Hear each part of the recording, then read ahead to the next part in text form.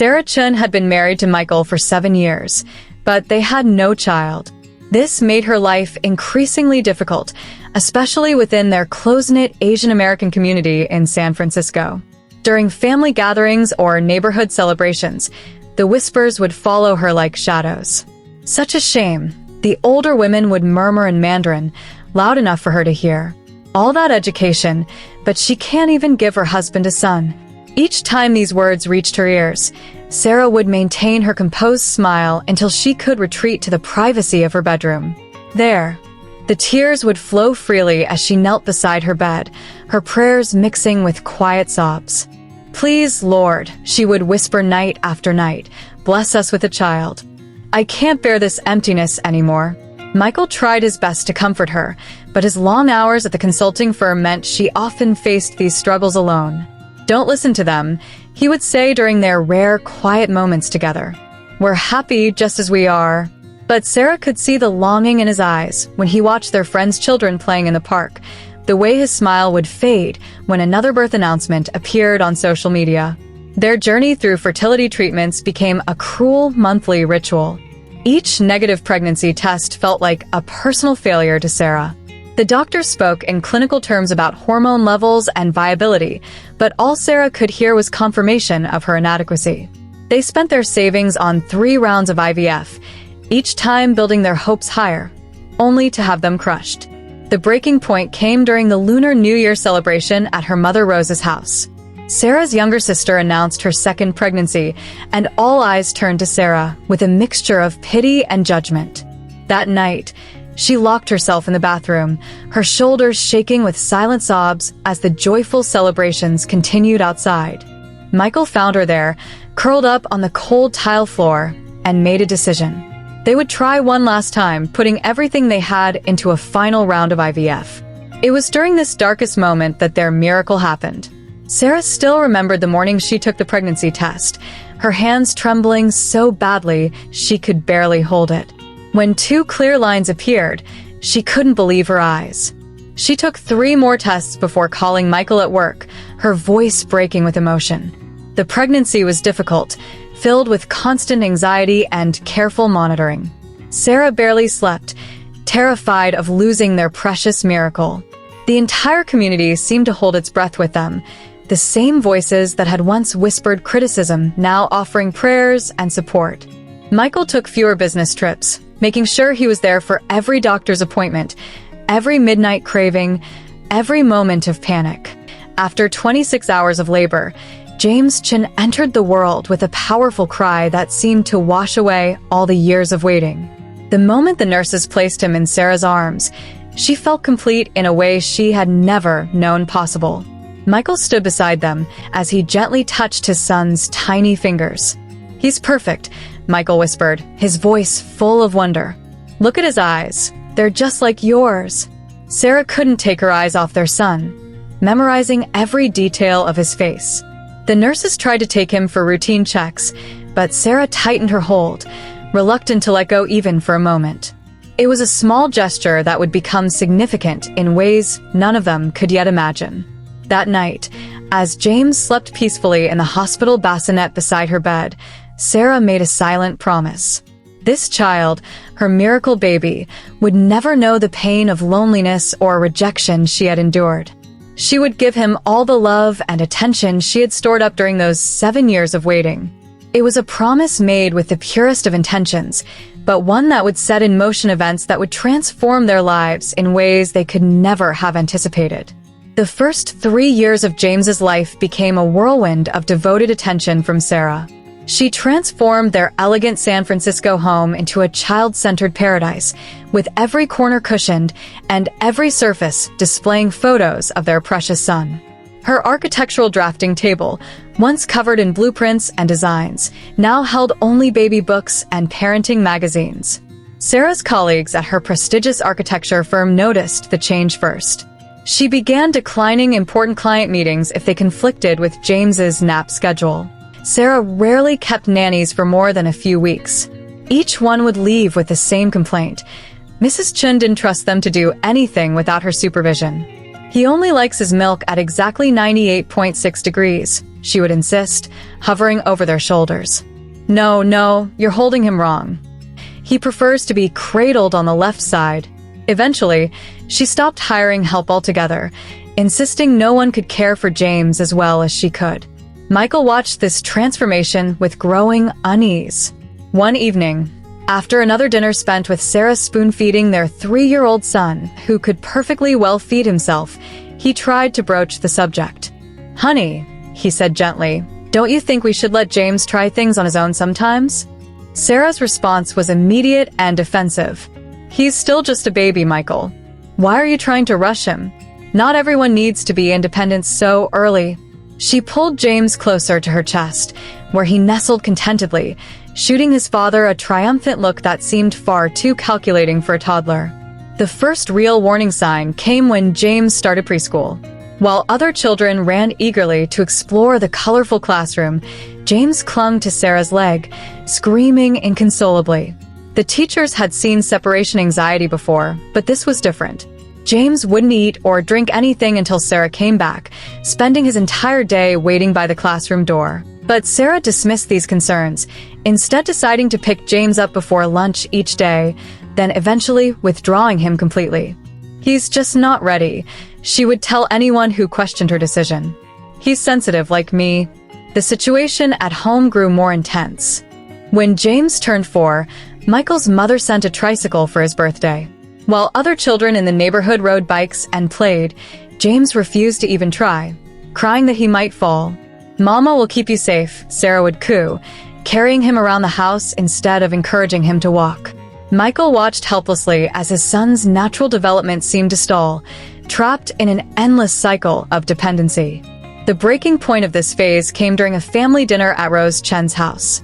Michael's brother had brought his children, James's cousins, who tried to include him in their play. But James sat firmly in Sarah's lap, refusing to join them. When Sarah's sister gently suggested that perhaps James should play with his cousins, Sarah abruptly stood up, gathered their things, and left, claiming James was too overwhelmed by the situation. That night, as Michael lay alone again in the guest room, he could hear Sarah singing softly to James through the wall, the same lullaby she'd been singing since his birth. But now the sweet melody carried an undertone of something darker, a warning of the storms that lay ahead as their golden child grew more entwined with his mother with each passing day. If you are enjoying this video, don't forget to give this video a like and subscribe to the YouTube channel, and also share your thoughts below. By the time James turned 8, the Chun household had become a carefully constructed bubble, sealed off from the outside world. The spacious home that had once hosted dinner parties and community gatherings now stood silent, its doors rarely opening to visitors. Sarah had completely withdrawn from her architectural practice, claiming she needed to focus on James's education after their decision to homeschool him. The decision to homeschool hadn't come suddenly. It began with James's increasing episodes at school. He would refuse to participate in group activities, spending recess alone in the library or clinging to his teacher's side. When other boys invited him to join their games, he would shake his head and whisper, "My mom says those games are too dangerous. I have to travel more for work," Michael began telling friends and family when they asked about his increasing absences. The truth was, he couldn't bear to watch the unhealthy dynamic growing between his wife and son. His business trips to New York stretched from 3 days to a week, then 2 weeks. In his hotel rooms at night, he would stare at his phone, thumb hovering over Sarah's number, but rarely calling. During one of his rare weekends home, Michael attempted to connect with his son. "Hey buddy, want to try out that new baseball I bought you?" he asked hopefully. James looked up from where he sat pressed against Sarah's side on the couch, their matching reading glasses and identical postures striking an unsettling chord. "No thank you, father," James replied formally, emphasizing the word father in a way that made Michael wince. "Mom and I are studying ancient civilizations." Sarah beamed proudly at their son, running her fingers through his hair in a gesture that seemed more possessive than affectionate. One evening, Michael came home early, hoping to surprise them with takeout from their favorite Chinese restaurant. He found them in the kitchen, Sarah teaching James to make dumplings. The domestic scene might have been heartwarming if not for what happened next. When Michael stepped into the kitchen, James immediately moved to stand between his parents, his stance protective toward his mother. "We already ate," Sarah said shortly, not meeting Michael's eyes. "James and I had a lovely dinner together, didn't we, precious?" Their son nodded, pressing closer to his mother's side. That night, as Michael sat alone in his home office eating cold dumplings, he opened his laptop and booked himself on a 3-month consulting project in Singapore. When he told Sarah about the assignment, she merely nodded, unsurprised and seemingly unbothered by his impending absence. "Will you miss me, James?" Michael asked his son the morning he left for the airport. James looked up from his breakfast, his eyes mirrors of his mother's cold expression. "Mom says we're better off just the two of us anyway. She says you don't understand our special bond." As Michael wheeled his suitcase toward the waiting taxi, he caught a glimpse of them through the living room window, Sarah and James standing together, two figures merged into one shadow against the morning light. He didn't know then that this image would haunt him through the lonely months ahead, a portent of the crisis yet to come. After years of homeschooling, Sarah finally agreed to enroll James in Oakwood Private Academy for his 8th grade year, primarily because her mother Rose had insisted that a 13-year-old boy needed proper socialization. But the James who entered those hallowed halls was far from the peaceful, studious child Sarah had described to the admissions board. Olivia had long harbored concerns about James's relationship with his mother. She scheduled a meeting with Sarah, who arrived promptly but with James in tow, refusing to let him wait outside. "Sarah," Olivia began gently, noting how James's hand remained firmly clasped in his mother's, "I'm concerned about some behavioral issues we're seeing with James. There have been several incidents with male teachers." "They're targeting him," Sarah interrupted, her grip tightening on James's hand.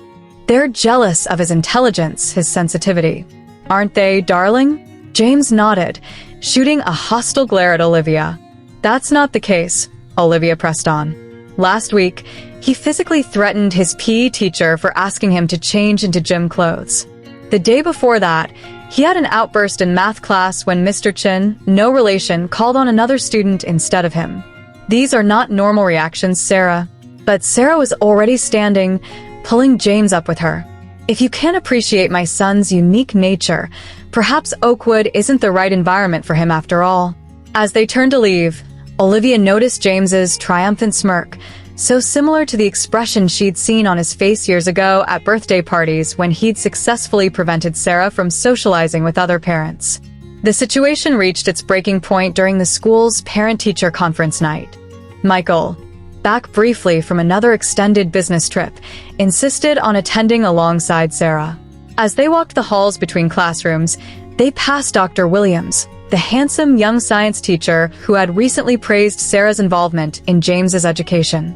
"Good evening, Mrs. Chun," Dr. Williams said warmly. "James's latest project was exceptional. You must be very proud." Before he could finish, James launched himself at the teacher, shoving him hard against the lockers. "Stop looking at her," James shouted, his voice echoing through the hallway. "She's not yours to talk to." It took both Michael and the school security guard to pull James away. As they restrained him, James kept screaming, "She's mine. She's only mine. No one else can have her." The entire incident was witnessed by Olivia, who immediately organized an emergency meeting with the school administration. The next morning, she sat across from the Chin family in the principal's office, watching as Sarah dabbed at James's split lip, injured in his struggle with security, while Michael stood by the window, physically and emotionally distant from the scene. Given the severity of last night's incident, the principal began, "We have no choice but to—" "You can't expel him," Sarah interrupted, her voice breaking. "He needs structure, education. He needs me here with him." "That's exactly the problem, Mrs. Chun," Olivia interjected firmly. "James needs professional help. This relationship between you two has become dangerously codependent. If you don't address it now, I'm afraid the consequences will become even more severe." James began to tremble, tears streaming down his face as he buried himself in Sarah's embrace. "Don't let them separate us, Mama," he whimpered, suddenly sounding much younger than his 13 years. "You promised we'd always be together." Michael finally turned from the window, his face set in grim determination. "Enough," he said quietly. "Sarah, this has to stop. Our son needs help." But Sarah was already gathering her things, wrapping her arm protectively around James's shoulders. "We don't need help," she declared. "We only need each other. Come on, James. We're leaving." Michael, tired of the constant tension, had suggested they try to reconnect as a couple. Sarah surprisingly agreed to a dinner date, their first in years. That Friday evening, Sarah spent unusual care getting ready, applying makeup, and wearing a blue dress that Michael had always loved. James watched from her doorway, his tall frame filling the space, his eyes following every movement of her hands as she put on her earrings. "You don't need all that," James said, his voice thick with emotion. "Where are you going?" Sarah tried to keep her tone light. "Your father and I are having dinner at Lawrence. We'll only be gone for a few hours. Mrs. Rodriguez from next door will check on you." James's face darkened. "You're going on a date? With him?" His hands clenched into fists. "He abandoned us. He doesn't deserve you." "James, he's your father," Sarah said softly, finally noticing something alarming in her son's expression. "And I'm his wife." "No," James roared, sweeping Sarah's perfume bottles off her vanity with one violent motion. The crystal bottles shattered against the wall, filling the air with competing fragrances. "You're my mother. You belong with me." Michael, who had been waiting downstairs, rushed up at the sound of breaking glass. He found James standing over Sarah, who had pressed herself against the wall, looking truly frightened of her son for the first time. "Get away from her," Michael ordered, stepping between them. James's response was instantaneous. He charged at his father with a primal scream of rage. The two crashed into Sarah's antique dresser, sending her jewelry box tumbling to the floor. As it fell, a small leather-bound journal slipped out from beneath it. While Michael restrained a thrashing James, Sarah picked up the journal with trembling hands. As she read, her face drained of color. Page after page was filled with disturbing entries. "Mother is mine. She's only mine. Father needs to disappear. I've thought about how to make it happen. When she hugs me, I feel complete. No one else can have her. No one else deserves her. If anyone tries to take her from me, I'll kill them. I mean it. I've been practicing." The journal fell from Sarah's numb fingers. She looked at her son, her beautiful, troubled son, as if seeing him clearly for the first time. James had stopped struggling against Michael's hold, but his eyes remained fixed on Sarah with an intensity that made her shiver. "Oh God," she whispered. "What have I done?"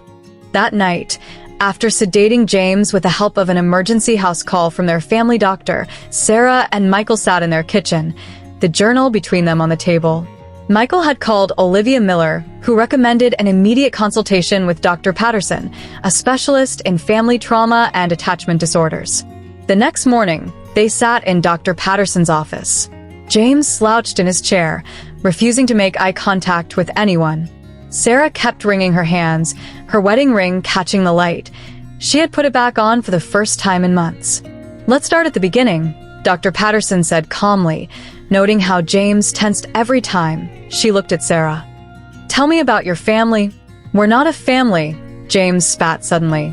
"We were perfect until he came back. Mother, and I don't need anyone else." Dr. Patterson watched as Sarah flinched at these words, tears rolling down her cheeks. "Sarah," the therapist said gently, "what are you feeling right now?" Sarah looked at her son, her voice breaking as she spoke. "I thought I was protecting him. I thought if I gave him all my love, he would never feel the pain I felt when I couldn't have children. But I didn't protect him. I destroyed him. I destroyed everything." James leaped from his chair, his face contorted with rage and pain. "You promised," he screamed at Sarah. "You promised you'd never leave me. You said I was all you needed." As Michael and Dr. Patterson moved to restrain James, Sarah covered her face with her hands, her sobs echoing through the office. Outside,